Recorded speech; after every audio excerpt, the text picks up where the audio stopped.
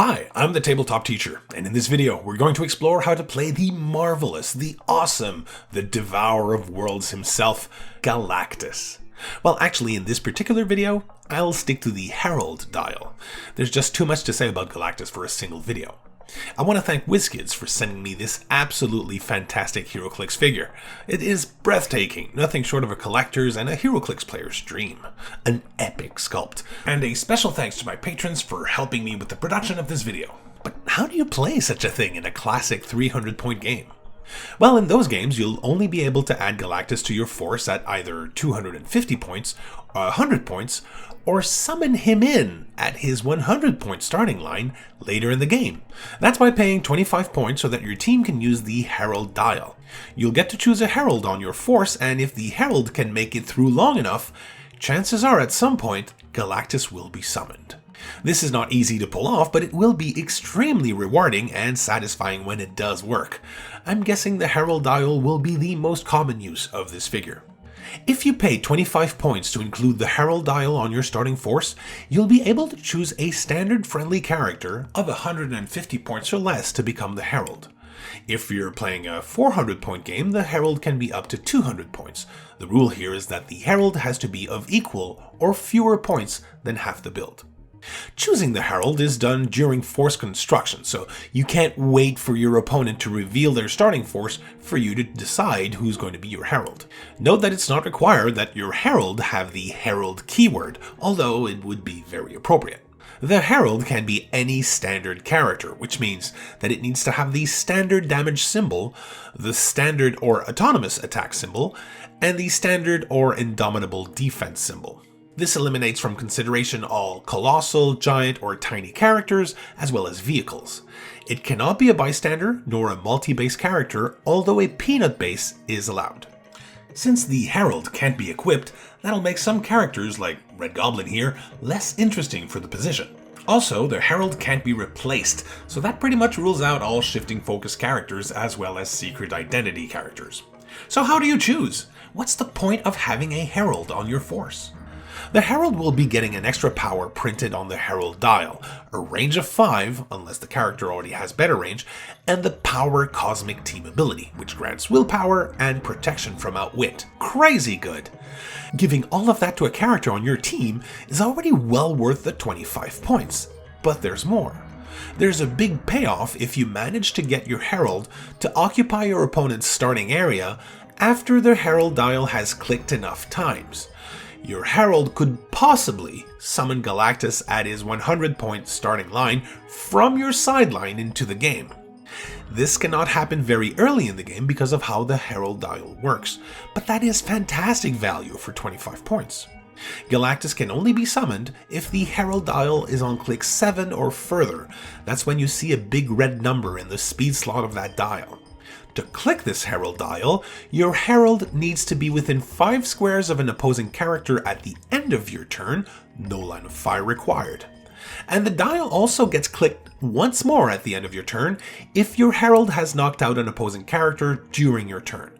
That's not once for each character knocked out, but only once for all characters knocked out during that turn. So, in the best scenario, the Herald Dial gets 2 clicks at the end of a turn. So, what makes a good Herald? I think you'll get different answers depending on whether or not you're counting on summoning Galactus.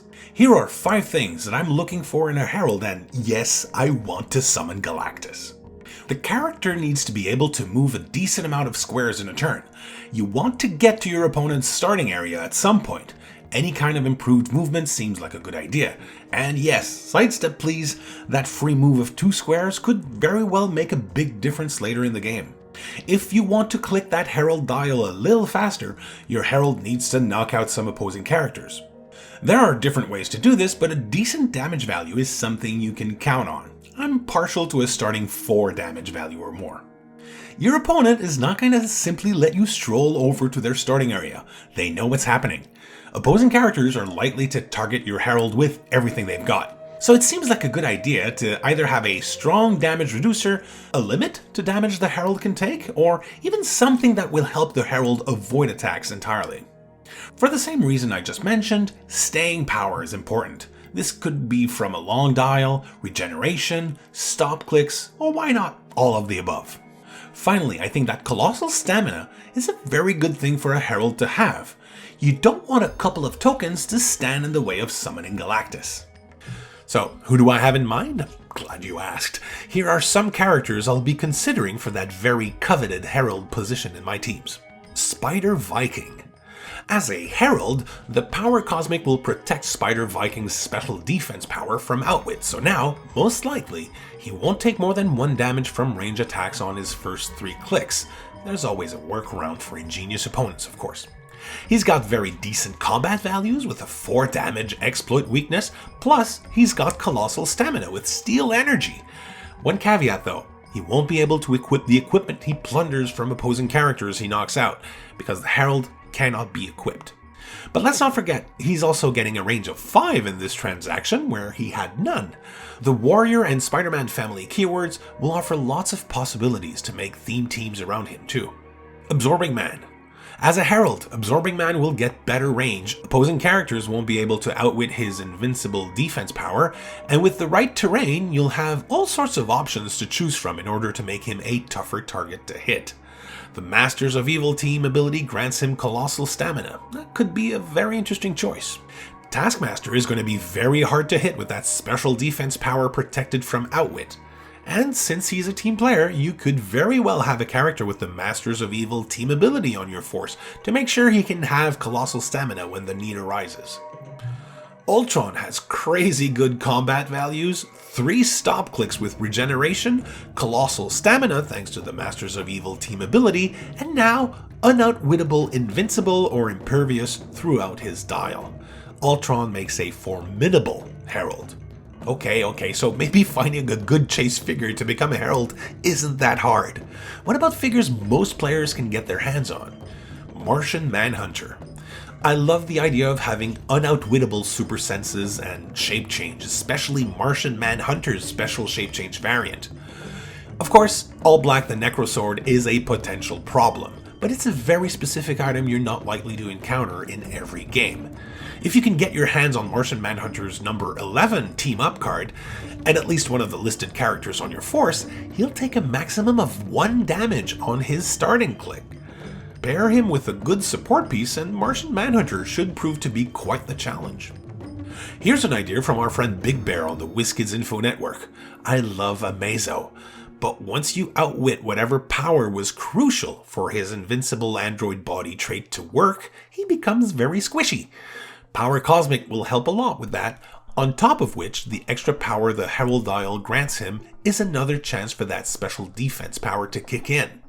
One important caveat though, you won't be allowed to use any of his team-up cards because Galactus will be on the sideline, and Amazo can't have anybody else apart from his team-up characters on the sideline. Andre the Giant. The WWE superstars make very interesting heralds.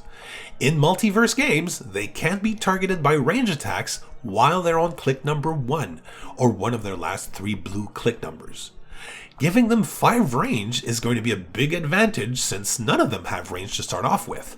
Now imagine Andre the Giant with hypersonic speed. The Herald Dial will grant him that on its 2nd click. The Grand Entrance will help in getting within 5 squares of an opposing character on your very first turn, and with enough Perplex, Andre the Giant could very well have a 21 or 22 defense. That's going to be hard to hit. His speed value does get super low on his last clicks. Too low, actually, but you get the idea. WWE superstars make interesting heralds. Plus, there are new ones coming in 2021, so lots of possibilities. Those are just a few ideas of how to take advantage of the Herald Dial, but there's still more to this. The Elemental Converter Dial. Whether Galactus is on your force or on your sideline, the Elemental Converter is in use, but I'll explain that in another video. Which character do you think would make an amazing herald? Share your thoughts in the comments below. If you enjoy this content, please consider supporting the channel on Patreon. Make sure to like this video and subscribe to the channel, and as always, thanks for playing with me.